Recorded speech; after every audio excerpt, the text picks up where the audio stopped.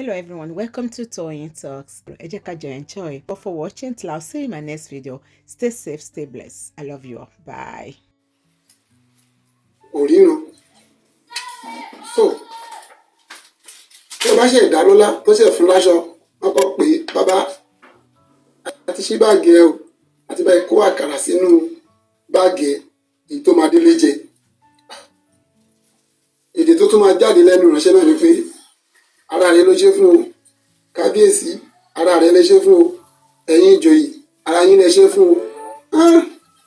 Wọ́n bá tàka bóyá làwọn ló ṣe fún bóyá kì í ṣe ara wọn èyí ló máa mọ̀. Wọ́n bẹ̀rẹ̀ bá kúrò láàfin ọba níbi tó ti ń lọ ó ń lọ ọ̀nà iléèwé ló gbà lọ. Àkókò yẹn ni àwọn ọmọ fi ṣiṣẹ́ ìjáde iléèwé ẹyẹ mẹ́kó ti dé.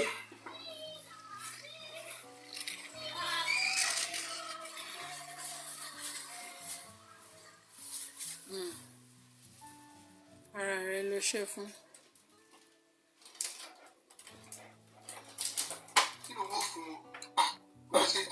Àfọlọ́ ló ti ń bọ̀ rẹ̀ ó dẹ̀ mí pa àwọn ọmọ bá ní ó ti gbóhùn wọn. Gẹ́gẹ́ àkàrà tí mo ṣe gbà láàfin tó wà nínú àpò mi ẹjẹ́ mi pọ̀ ọba tó wà níbẹ̀ márùn-ún ni wọ́n dẹ̀ mú àkàrà ilé ọ̀kọ̀ọ̀kan.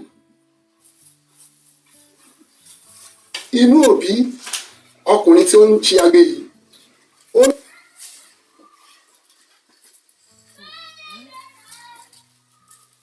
nígbàgbọ́ pé òun náà tún ṣe oore fún yàn pé ara òun lòún ṣe fún àwọn wá jí àkàrà. Nígbà tó máa fi délé wọ́n lọ́nu mọ́lẹ̀ níbo lẹ ti ń bọ̀ kí lẹ jẹ wọn náà wọn jẹ nǹkan ní o àwọn pàdé bàbá yẹn o bàbá alágbe o ara ẹ ló ṣe fún ara ẹ ló ṣe fún kí lẹ gbà lọ́wọ́ òní àkàrà ní o.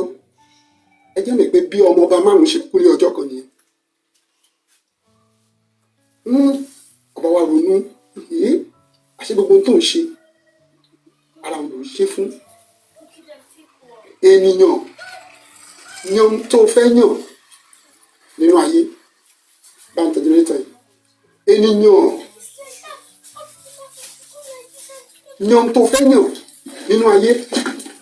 Ẹlòmíì ó lè jẹ́ ìránṣẹ́ Ọlọ́run, ẹlòmíì ó lè jẹ́ pé Ọlọ́run ò pè é ṣùgbọ́n ó ní àwọn ẹ̀bùn kan láti lò.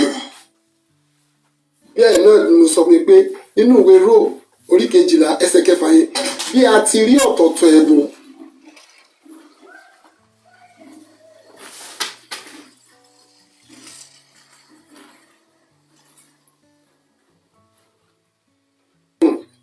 la ṣe máa ń rí oríṣiríṣi kọpíkọpí lómi àṣebí eléyìí àṣebí tọ̀hún ẹlòmíì lè ṣe bí ìránṣẹ́ Ọlọ́run kan bẹ́ẹ̀ Ọlọ́run ò fún bẹ́ẹ̀ èyí tí a fún oníkálukú ọ̀tọ̀ọ̀tọ̀ ni. Tí ènìyàn bá wá pọ̀ tó lóun ò lo ẹ̀bùn yẹn ẹjọ́ ìwé kò sóńtọ́ Ọlọ́run lè ṣe sí.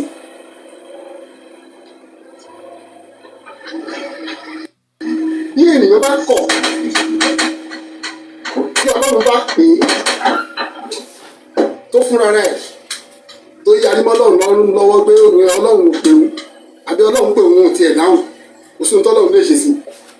Yẹn mo sọ pé ènìyàn yan tó fẹ́ yàn nínú ayé.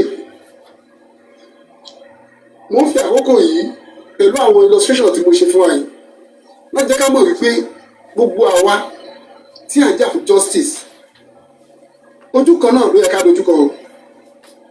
Gbogbo àwọn tó ṣẹlẹ̀ yìí èmi lè pè ní distraction ẹ pé mi fi bẹ́ẹ̀ gbóyè o. Gbogbo tí à ń ṣe wọ̀nyẹn ó ń dí ibi tí à ń lọ yẹn lọ́wọ́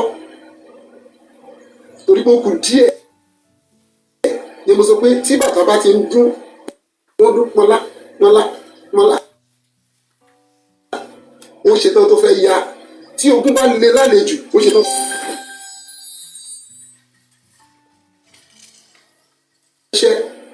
Ṣùgbọ́n mo fi dá yín lójú pé orí ò ní padà wá dìrù lọ́jà ó ti compromise ó ti sign tí ìbá tiẹ̀ kàwé mo kọ́gbọ́n orí mi.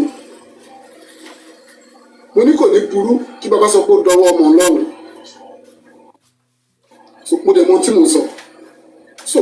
ẹ fọkàn balẹ̀ tó tẹ́ bá gbọ́ pé ikọ̀ báyìí ṣẹlẹ̀ ẹ̀ bá ní kẹ́ ẹ farabalẹ̀ kẹ́ ẹ gbọ́ ọ̀rọ̀ láti ẹnu mi wá á jẹ́ kí n lè fún àwọn èèyàn kan láàyè torí ìkan nínú àwọn ọ̀rẹ́ mi náà pè mí ní àná tí mo bá sọ̀rọ̀ níwọ̀nba torí pé mo rí gbogbo èèyàn bí ọ̀rẹ́ bí ọ̀tá mi ò mọ̀rẹ́ mi ò mọ̀tá and nínú àwọn tí ẹlòmíín fẹ́ ní ọ̀tá wọ́n ti ṣoore fún mi rí ẹlòmíín ó lè má fún mi lówó ẹlòmíín owó ní ti ohun tó fi ń ṣe ìrànlọ́wọ́ ẹ jẹ́ mọ̀ pé ẹni tí ò fún mi ní owó lénìí ó tún lè fún mi lówó lọ́la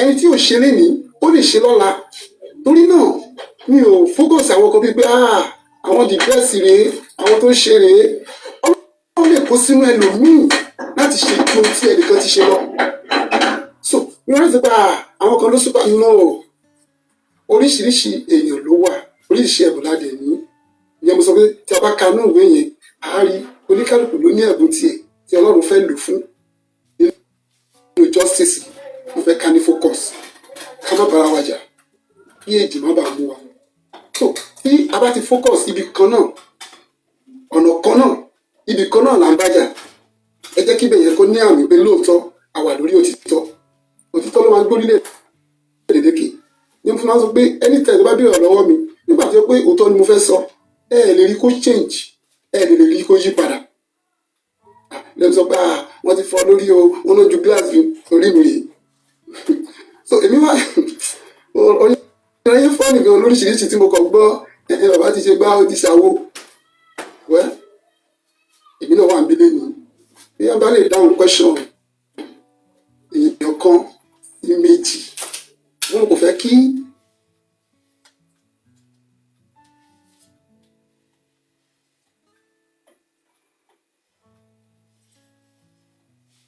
balẹ̀ wípé èmi bàbá mọ̀ ṣé àwọn ohun olùpa gbogbo ẹbí òun ta ló dá mi mọ̀ ta ló mọ̀ mí ìbára tí ń sọ̀rọ̀ Mohbad mo fẹ́ kẹ́ mọ̀ pé spirit á máa gbé mi wọ̀ gbà mí pé bàbá mi báyìí ní kẹ́ ṣe o bàbá mi báyìí ní kẹ́ ṣe o because nígbà tó wà láyé náà mo máa ń jẹ́ ọmọ tí máa ń farabalẹ̀ gbọ́ ọ̀rọ̀ yìí wípé mo mọ̀ ọ́rú ọmọ tó jẹ́ pé dádì mi ní sùúrù dádì mi ṣe báyìí ìyẹn ló máa ń yà mí lẹ́nu tí bá ti rántí ọ̀rọ̀ ẹ̀ pé nígbà tí ọmọ 14 years tó ń sọ fún dádì ẹ̀ pé ẹ ní sùúrù at least èyí bàbá ìdíyẹ tó sọ pé máa ṣe báyìí ò ní sùúrù á tún máa kọ́ mi dádì ẹ̀ ní sùúrù gbogbo ẹ̀ máa tó dádì ẹ̀ ní sùúrù tí bá ti rántí gbogbo àwọn ọ̀rọ̀ wọ̀nyí á máa fún mi ní àwọn experience pé á máa fún mi boldness kò sígbà tí máa rántí ọ̀rọ̀ ẹ̀ á dẹ̀ end ọ̀rọ̀ yẹn síbi tó dáa tí bá sọ pé dádì ẹ̀ ní sùúrù lórí kíni á ṣàlàyé fún mi kó tó di pé Mohbad máa kú nígbà tó ti di bí oṣù kan kó tó di pé ó travel ó ṣe àwọn ìlérí kan fún mi ìyẹn kọ́ mo tẹ̀ fẹ́ bá wálé mi mo kàn fẹ́ kẹ́ mọ̀ wípé ọmọ yìí ó kúrò ní ọmọ lásán mo dẹ̀ gbàdúrà fún gbogbo àwọn tí à ń jà fún justice ẹ ò ní ṣe kẹ́ ẹ pasán ẹ máa báyọ̀ pàdé bẹ́ẹ̀ torí Mohbad kọ́ la fi ń jà fún justice o torí gbogbo youth mi torí ohun tó ṣẹlẹ̀ yìí kó má bàa padà tó ṣẹlẹ̀ àwa gangan là ń jà fún justice ẹ̀yin gangan ni mo need the justice ẹ̀yin gangan lè need the justice so tí ọ̀rọ̀ bá pọ̀ jù ọ̀rọ̀ rẹ̀ nílé atẹ́gùn ló ń gbé lọ so mo fẹ́ fi àyè lẹ̀ bóyá àlè rẹ tó ní ìbéèrè ẹyọ kan sí méjì láti béèrè tí yín dẹ̀ máa farabalẹ̀ láti dá yín lóhùn so kókó ọ̀rọ̀ mi ni pé ká nífẹ̀ẹ́ ara wa àwa tá à ń jà fún justice ẹ má rí ẹnìkan bí ọ̀tá àwọn kan wà wọ́n fẹ́ ṣe bí àdán ṣe mọ̀ pé àdán kò ṣe kú kò ṣẹyẹ ọlọ́run máa fojú wọn hàn ṣùgbọ́n ẹ má jẹ́ ká kọ̀ọ̀kú lọ́kàn ara wa gbé ọ̀tá lélẹ́yìí ká ní ìfẹ́ lọ́run ẹlòmíì àdúrà ló ń gbà nígbà tí bá ń rò tiktok tí bá láwọn tó yẹ pé wọ́n ń gbàdúrà nípa ọ̀rọ̀ Mohbad inú wọn máa ń dùn ó nínú pé àdúrà ní gbà agbára kọ́ agbára ọlọ́run ló lè mú kó ṣeé ṣe. Tábàlẹ̀ tó ní ìbéèrè láti béèrè mo ṣe tán láti dá wọn lóhùn oríṣiríṣi ọ̀rọ̀ nínú ìpè mí àwọn tí mi ò lè dá lóhùn lómi ń béèrè pé kí ló ṣẹlẹ̀ l'Ábújá pẹ́pẹ́ náà lè fẹ́ mọ̀ èmi á sọ díẹ̀ níbẹ̀ nínú ohun tó ṣẹlẹ̀ tí ilẹ̀ sí big d mo lọ mo bọ̀ ọdúnláyà àti àlàáfíà mo ti bá ọ̀rẹ́ mi kan sọ̀rọ̀ lórí kinní yẹn náà because pressure yẹn pọ̀ lórí nígbà kí ló ṣẹlẹ̀ oníwójú go fún yín wọ́n ju òkúta fún yín oníwójú kọ́ọ̀pù fún yín kò sóhun tó jẹ́ bẹ́ẹ̀ o tó torí bẹ́ẹ̀ tábàlì tó béèrè nípa yín èmi náà lè ṣàlàyé díẹ̀ pẹ̀lú mọ́sọ̀ tí ọ̀pọ̀lọpọ̀ tí wọ́n fẹ́ gbọ́ bóyá ìrìn àjò ṣe rí mo fẹ́ ká mọ̀ pé. Hello daddy ẹ kalẹ̀ sà ẹ ra sà ẹ pẹ̀lẹ́ kọ̀rọ̀ mọ́ ọlọ́run á wà pẹ̀lú yín ọlọ́run á dì yín mú ẹ ní fojú sunkún ọmọ mọ́ agbáyé á dalẹ̀ ẹ ní rí wàhálà lórí ọmọ kankan mọ́ lágbára ọlọ́run yín tó ti ṣẹlẹ̀ yìí ẹ ní rírọ̀ ẹ ní ìdílé yín mọ́ lórúkọ Jésù ẹ dẹ̀ ní fojú sunkún ọmọ mọ́ ṣe rí nǹkan tẹ́mi kàn fẹ́ sọ nínú nǹkan tó wà lẹ́nu pé àwa tá à ń jà fún justice náà ni èmi dẹ̀ mọ̀ pé lágbára ọlọ́run a máa rí justice fún Mohbad ìlérí ọlọ́wà ọmọ alọ́ba promise lágbára ọlọ́run ṣe rí anybody ẹ máa lá anybody kó wá sí ọ̀dọ̀ yín for now torí oríṣiríṣi nǹkan ló ti ṣẹlẹ̀ lórí social media ẹ má allow anybody even tí fóònù yín tẹ bá lè change síìmù yín nípa ní kẹ́ change sim fún security purpose ṣé nǹkan tí mi sọ yẹn sà kò sẹ́ni tó lè kọ́ yín àgbàlagbà ní yín but a kàn ní láti sọ one or two things torí àwa tá à ń jà fún Mohbad lélẹ́yìí tó dẹ̀jọ́ pé ó ń káwọn abiyamọ lára gan-an ẹlòmíì ò sùn irú àwa tá a wà ní outside country à lè sùn ojoojúmọ́ la fi ń wà ní online pé a fẹ́ mọ ikú tó pa ọmọ yìí ọmọ ológo lọmọ yìí ọmọ yìí ò gbọdọ̀ kú lọmọ yìí kú sí ipò bẹ́ẹ̀ yẹn tó jẹ́ pé à ń jà fún ọmọ yìí pé kó rí ìdájọ́ òdodo dádì ẹ jọ̀ọ́ nítorí tọ́lọ́ anybody ẹ máa lẹ́ anybody ṣe rí most of them wọ́n fẹ́ bà nǹkan jẹ́ ni wọn ò lè rí bàjẹ́ wọ́n fẹ́ bà nǹkan jẹ́ ni ẹ wo woman tó wá sọ́dọ̀ yín yẹn a lot of things ló ti ṣẹlẹ̀ lórí social media a lot of things ló ti ṣẹlẹ̀ a lot of things làwọn èèyàn ti sọ tí ò dẹ̀ rí bẹ́ẹ̀ but àwa tá a mọ̀ yìí pé òdodo ní nǹkan tá à ń wá àwa gbà yìí pé kò ṣẹlẹ̀ torí a máa ń wà lórí platform olórí ẹbí ibẹ̀ lèmi máa ń wà all this time so àwa mọ̀ yìí pé gbogbo nǹkan tó ń sọ yẹn irọ́ ni mò ń gbọ́ yín sọ́dọ̀ àpẹ fẹ́ sọ nǹkan sà kí n tó máa bọ̀rọ̀ mi lọ. mo ń enjoy ìbẹ̀ tí ń sọ because ẹ̀yin gan ti ń dáhùn ìbéèrè yẹn wípé ẹ̀yin náà gbàgbọ́ pé kò sí ní tó ṣẹlẹ̀ pé àlàáfíà mọ́ wa so mo sọ wípé wípé gbogbo èèyàn nínú wọn bí ọ̀rẹ́ mi ètò nínú ọ̀rẹ́ mi ti but àwọn tí wọ́n wá èmi sì rí wọn bí ọ̀rẹ́ mi because mo sọ oníkálùkù ní ọ̀tọ̀ọ̀tọ̀ ẹ̀bùn tí a fún oníkálùkù kí ojú tẹ̀yìn fi wò ẹlòmíín lè máa wò bẹ́ẹ̀ ohun tí ẹnìyẹn ń rò tó lè kó lè mú ìtura wá ló mú wá gẹ́gẹ́ bí àìjíà tó àìjíà tó dẹ̀ mú wá èmi náà gbọ́dọ̀ farabalẹ̀ kí n lè ṣe pé kí ló lè kọ́ òkú tó.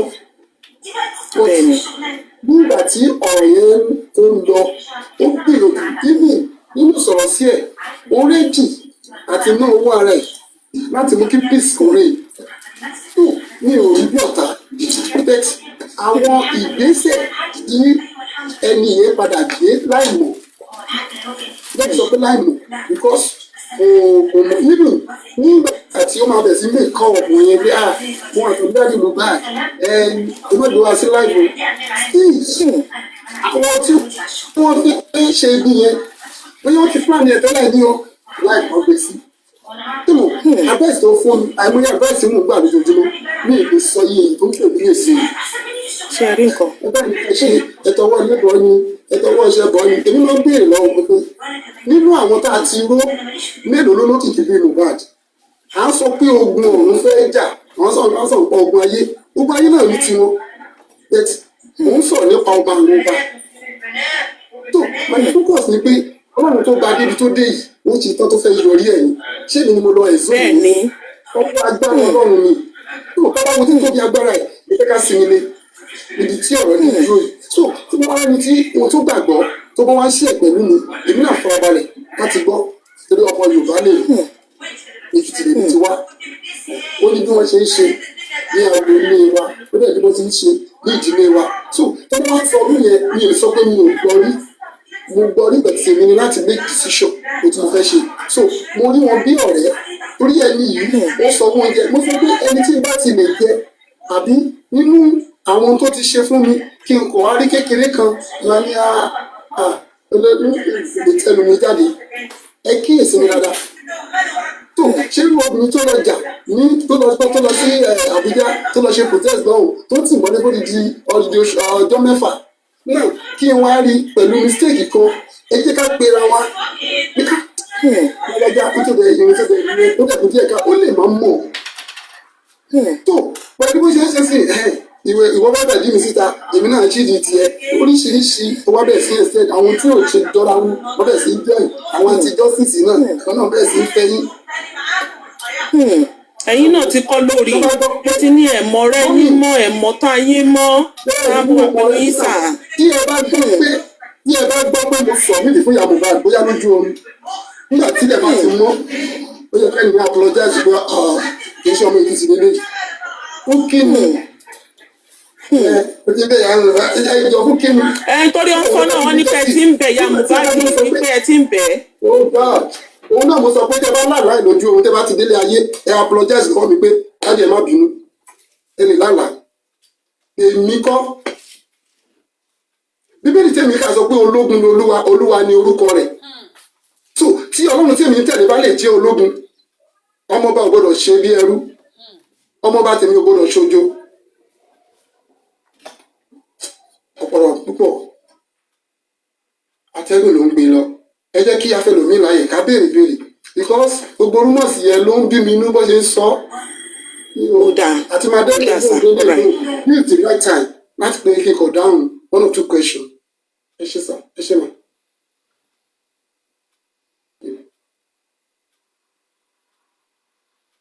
nítorí ìbéèrè mo kàn fẹ́ ká ní ìpinnu ibi tí à ń lọ.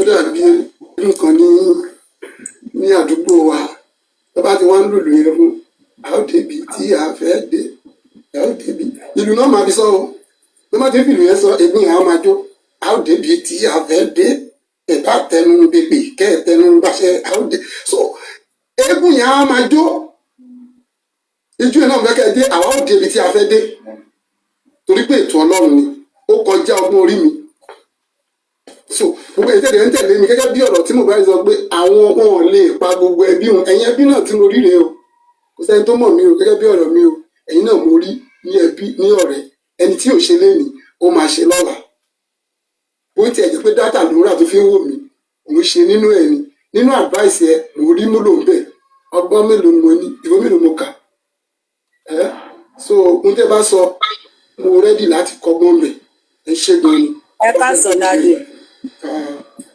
ẹ káàsán sádájú Muhbad mo kí yín ẹ kú àtẹ̀mọ́ra lágbọ́rọ̀ Ọlọ́run a máa jagun ìlàjàyè a dẹ̀ máa délẹ̀ lérí justice for Muhbad no justice no peace for the wicked a nífẹ̀ẹ́ yín púpọ̀ àwa ni family Muhbad tí Muhbad pé lọ́jọ́ kìíní àná àwa yìí lábíàmọ ayé abíàmọ ọ̀run tí wọn kì í pọn ọmọ lápọn jàbọ tó máa ń pọn ọmọ lápọn yìí ẹ tó bá yàn ní rí justice ẹ̀yin wọn la máa ti rí justice lágbára Ọlọ́run torí àfẹ́rú ilé mọ́ Nàìjíríà kò ń ṣe torí Muhbad nìkan nítorí. bẹ́ẹ̀ni nítorí ọjọ́ iwájú tiwa náà àtàwọn ọmọ táwa náà bí síbí báyìí in case tá a bá wálé kó lè bá a rọ̀ wá lọ́rùn. But daddy, inú mi dùn pé mo ní opportunity láti bá yín sọ̀rọ̀ torí lórí platform tí mo lọ lénìí àjọ tú sí wa, tẹ́ bá gbọ́ voice mi máa rí epo ha àjọ túná síra wa lójú dáadáa. Wọ́n ní pé Wùmí, mo dẹ̀ fẹ́ kẹ́ bá ìjọ ẹ bá wa ṣàlàyé torí ó dáa ká mọ gbọ́ látẹnu yín kó má di wọ́n ní wọ́n pé èmi ò ní sísì wọ́n ní wọ́n pé o ibi tí tèmi wà nìyẹn wípé Wùmí ti sọ wípé kẹ́ sign paper pé tẹ́ bá ti sign wọ́n máa lọ ṣe DNA test pé tẹ́ bá ti sign pé wọ́n máa lọ ṣe DNA test. Èmi wá béèrè pé irú kí ló wà nínú paper pé torí Wùmí ò gbé wa sí condition tẹ́lẹ̀ kó tó ní kí bàbá lọ béèrè court order, bàbá dẹ̀ ti béèrè court order, condition wo wá náà tún need kó tó dúpọ́ máa tún ṣe DNA test. So mo fẹ́ kẹ́ bá mi clear ìyẹn. Wọ́n dẹ̀ yan ti submit ẹ̀ wípé Yẹmi Fálànà àwọn náà print copy yẹn fún òun. Mi ìfẹ́ dárúkọ ẹni tó ka lẹ́tà yẹn, àwọn tájọ wà lórí platform yẹn lè wà ń bí báyìí pé Yẹmi Fálànà ló sáwọn ní copy yẹn. Mi ìfẹ́. wọ́n lè form lẹ́tà.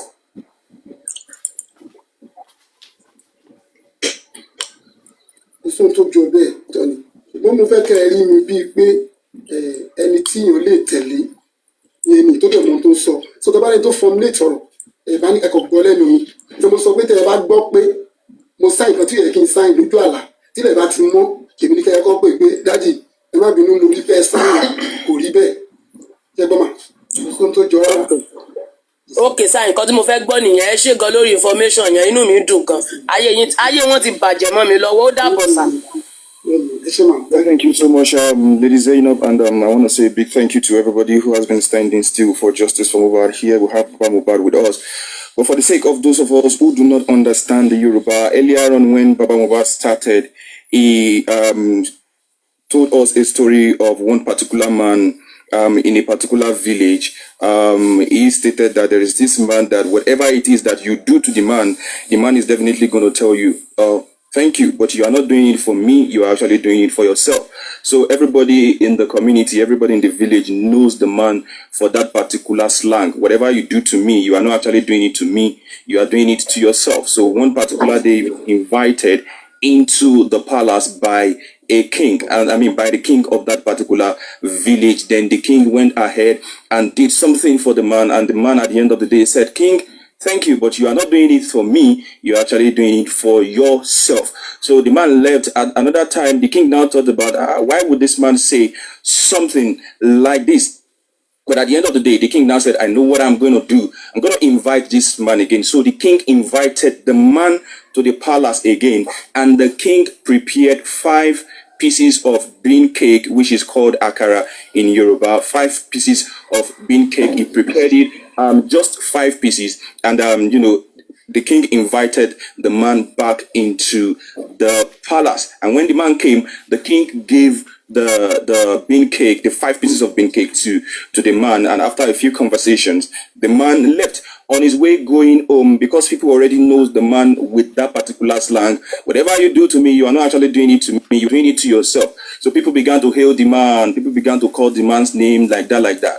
So there were these children that were coming back from the school. On their way coming back from the school, they met this man on the road, he going back to his house, they going back to their house from school. They started hailing the man. Whatever you do to me, you do to yourself. Whatever you do to me, you do to yourself. So as they were hailing the man thought like, oh, these are small kids. What do I have? Let me give them these 5 bean cake that I was gifted in the palace. And when the man gifted them, they took the bean cake and they ate the bean cake. And when they got back, not actually, the man did not even know that they are the king's children. So he gave them the pieces of the bean cake that the king gifted him in the palace. So when they got home, small kids, he gifted them, so they began to eat the bean cake. So when they got home, they began to have stomach disorder, stomach pain. And they asked them, what did you eat? What happened? They now discovered that it was the bean cake that the king had gifted the man, that the man actually gave back to the king's children ignorantly. And at the end of the day, the bean cake was already poisoned. So when the king got to know that it was the poisoned bean cake that he gifted the man, that the man gave back to his children, then he realized that it is true. Whatever it is that you do to someone, you are not actually doing it to that person, you are doing it to yourself. So he is relating it to this justice for Muhbad, that whatever it is that you do in this justice for Muhbad, you are not doing it for Baba Muhbad, you are not doing it for anybody, you are actually doing it for yourself. Whatever it is that you are doing, whatever stand you have in justice for Muhbad, it is not just to anybody, it is to you. And he went ahead and said he wants every one of us to be focused. He wants every one of us to come together as a big family. He wants every one of us to know that it is Muhbad that brought us together. And he said something specifically. He said everything we do under this justice for Muhbad, it is no more to Muhbad alone. It is to ourselves, our children, your children that are yet unborn. If we have a good Nigeria through this justice for Muhbad, he is not the only one that is not. His children are not the only one who are going to benefit from it. Everybody would definitely benefit from it. So whatever it is, the lesson from the story he told earlier on is that whatever it is that you do under justice for Muhbad, you are going to get it, because you are not actually doing it for Baba Muhbad. You are not doing it for Barrister Laide or any other person. You are actually doing it yourself, and you will get the reward. So the reward of whatever it is that you want to get is what you should go ahead and plan. So he's appreciating everybody that this is the big family that Muhbad spoke about in that particular voice note, when he said, if you off me, you cannot off the whole of my family. So once again, I want to say a big thank you to everybody. Thank you so much for your time. Thank you for everything. And this is the question and answer time. Please, let's go straight to the point because of the time. I'm sure Baba is stressed out already, but because necessity is the mother of invention, it needs to be out today to answer one or two questions. And let us go straight to important questions that are came to us under justice for Muhbad. We know you want to pray. We know you want to wish him well. We know you want to encourage him. But in doing that, please let us make it snappy because of time. We appreciate everybody. So we'll be going to Mommy Rich Grace. Mommy Rich Grace, over to you. Thank you so much. We recognize the presence of Mr. Muyiwa and every other person in the comment session. Thank you so much. Mommy Rich Grace, over to you. Are you there, ma? Okay, while we are waiting for her, let's go to Justice for Muhbad. Let's have you. Justice for Muhbad, let's have you. Thank you so much. Before the question coming, okay, sir. I don't know whether I can just comment on what you said, what you just said now. Okay, sir, you can go ahead, sir. I appreciate you because with your interpretation, you did not miss any out of those words. So it made me happy because I see the way you interpret everything. Thank you so much. I don't know what to give to you. So whether am I the one to give you something or you give me something? The only thing we need is your laughter and your happiness. That is all. The only thing we need is your happiness. You make me happy. Once you are happy, we are happy. Yeah. Thank you so much, sir. Yes, sir. Thank you, sir. Mommy Rich Grace, over to you, Mommy Rich Grace, ma.